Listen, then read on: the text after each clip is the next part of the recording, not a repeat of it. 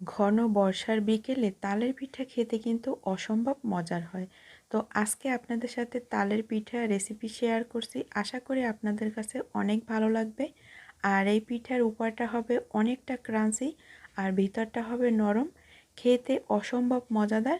বাসায় একবার হলেও ট্রাই করে দেখতে পারেন, আশা করি আপনাদের কাছে ভালো লাগবে। ভালো লাগলে এরকম মজার মজার রেসিপি পেতে চাইলে প্লিজ আমার চ্যানেল সাবস্ক্রাইব করে রাখবেন। এখন পিঠা তৈরি করার জন্য নিয়ে নেব শুকনা 2 কাপ আতপ চালের গুঁড়া। এখানে চাইলে কিন্তু আপনারা ভেজা আতপ চালের গুঁড়াও একটু শুকনো খোলা একটু টেলে নিতে পারেন, সেক্ষেত্রেও হবে। আর দিয়ে দিয়েছি হাফ কাপ পরিমাণে নারিকেল কোরানো। এই নারিকেল কোরানোটা দিলে কিন্তু খেতে অসম্ভব ভালো হয় পিঠাগুলা। দিয়ে দেবো হাফ কাপ পরিমাণে চিনি। এখানে চিনির পরিবর্তে গুঁড়ো ইউজ করা যাবে, তবে আমি গুড় ইউজ করছি না। দিয়ে দেব 1/3 কাপ পরিমাণ গুঁড়া দুধ। মিষ্টি জিনিসে লবণ যেহেতু কম খায়, তাই আমি অল্প করে লবণ দিয়ে দিচ্ছি, আর পরে একটু লবণ চেক করে নেব।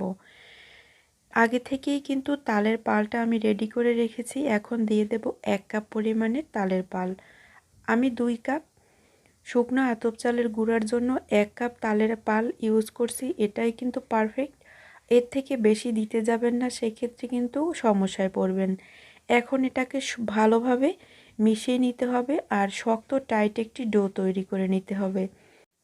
আমি একবারে তালের পালটা ঢেলে দিয়েছি, আপনারা অল্প অল্প করে দিবেন আর এরকম শক্ত টাইট একটি ডো তৈরি করে নেবেন। আপনাদের কাছে যদি আতপ চালের গুঁড়া অথবা ভেজা শুকনা কোনোটাই না থাকে, সেক্ষেত্রে এখানে কিন্তু আপনারা 1 কাপ সুজি 2 কাপ সুজি দিয়েও এই পিঠা তৈরি করতে পারবেন। সুজিটা দিয়ে তারপরে এটাকে রেস্টে রেখে দেবেন 20 মিনিটের জন্য, তারপর এটা তৈরি করতে চলে আসবেন, তাহলেই হয়ে যাবে, কোনো সমস্যা হবে না। তো এখন এটাকে খুব মসৃণভাবে তৈরি করে নিয়েছি। হাতে সামান্য পরিমাণে তেল লাগিয়ে তারপরে এখন পিঠাগুলো তৈরি করে নেব। আপনারা যদি চান পিঠার উপরটা হবে ক্রাঞ্চি আর ভিতরটা একদমই সফট হবে, সেক্ষেত্রে কিন্তু এখানে 1 চিমটি পরিমাণে বেকিং পাউডারও ইউজ করতে পারবেন, সেক্ষেত্রেও কিন্তু খুব ভালো হবে। তো এখন এইভাবে করে আমি পিঠাগুলো তৈরি করে নেব। আর বন্ধুরা, আমার চ্যানেলে অনেক রকম পিঠা রেসিপি, নাস্তা রেসিপি দেয়া আছে, চাইলে আমার চ্যানেলটি ঘুরে আসতে পারেন, আশা করি আপনাদের কাছে অনেক ভালো লাগবে।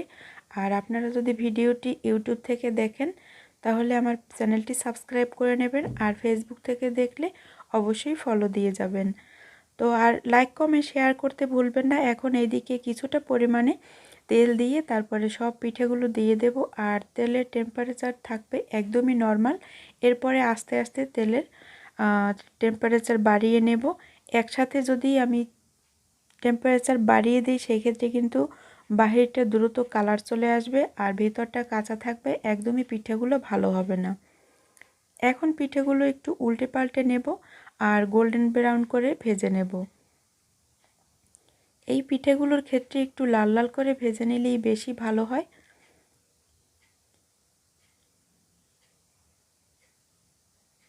তো আমি আরেকটু লাল লাল করে ভেজে নেব।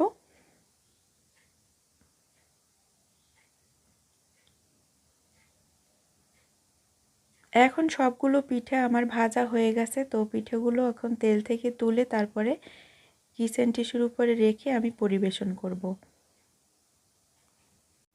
যারা এই তালের পিঠা কখনোই ট্রাই করেননি, একবার হলেও ট্রাই করে দেখতে পারেন, আপনাদের কাছে অনেক ভালো লাগবে। তো এই তো এরই মাঝে আমার সবগুলো পিঠা ভাজা হয়ে গেছে। তো এখন একটি পিঠা আপনাদের একটু ভেঙে দেখাই।